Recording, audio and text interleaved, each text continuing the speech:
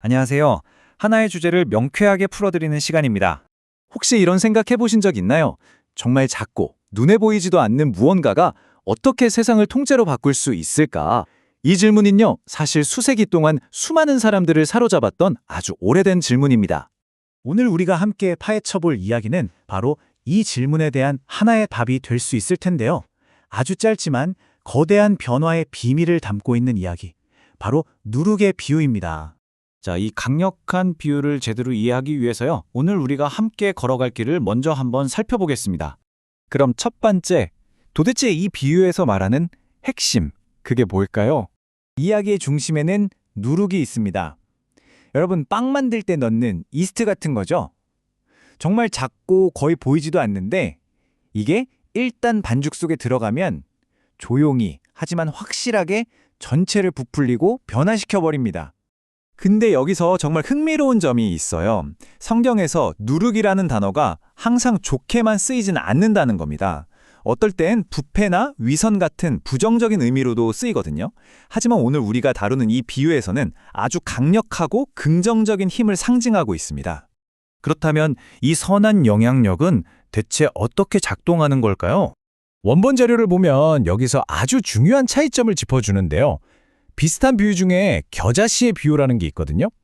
이건 작은 씨앗이 거대한 나무로 자라는 눈에 보이는 양적인 성장을 말해요. 하지만 누룩은 다릅니다. 이건 겉으로 커지는 게 아니라 밀가루 반죽의 성질 자체를 완전히 바꿔버리는 보이지 않는 질적인 변화를 의미하는 거죠. 설교에 따르면 이 누룩은 그냥 막연한 힘이 아니에요. 아주 구체적으로 복음, 즉 하나님의 말씀을 가리킵니다. 이 말씀이라는 누룩이 일단 우리 안에 들어오면 그때부터 아주 깊은 내면의 변화가 시작된다는 겁니다. 자, 그럼 이런 내적 변화라는 개념이 실제 역사 속 인물의 삶에서는 어떻게 나타났을까요? 아주 재미있는 이야기가 하나 있습니다. 여기 D.L. 무디라는 사람이 있습니다. 19세기 미국의 구두 판매원이었는데요. 제대로 된 교육을 받지 못해서 솔직히 말해 문법이 엉망진창이었다고 해요. 하지만 그의 마음속에는 복음이라는 뜨거운 누룩이 있었죠.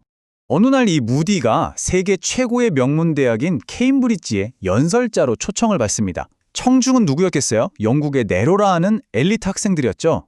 아니나 다를까 학생들은 그의 투박한 말투와 엉터리 문법을 대놓고 비웃었고 심지어 한 학생은 그의 문법 오류를 조목조목 적은 쪽지를 건네기까지 했습니다. 쪽지를 읽은 무디는 잠시 말을 멈췄습니다. 그리고는 청중을 향해 이렇게 말했죠.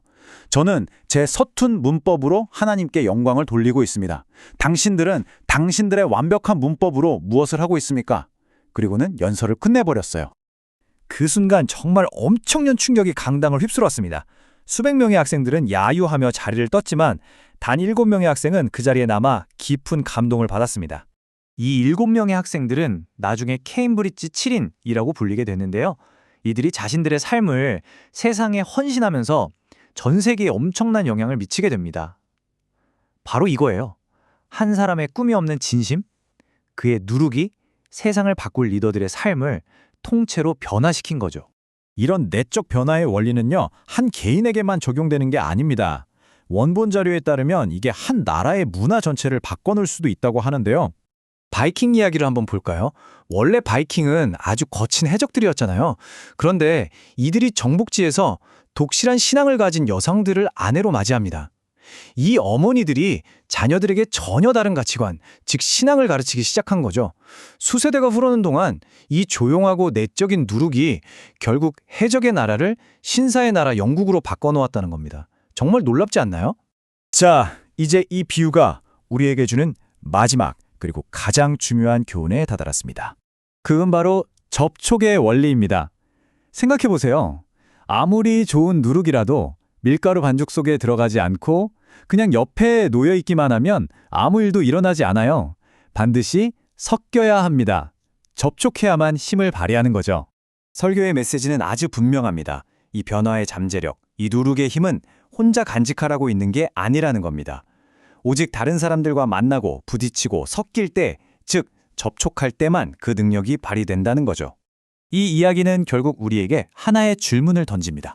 작고 보이지 않는 영향력이 이토록 거대한 변화를 만들 수 있다면 지금 당신의 그 보이지 않는 영향력은 누구와 그리고 무엇과 접촉하고 있나요?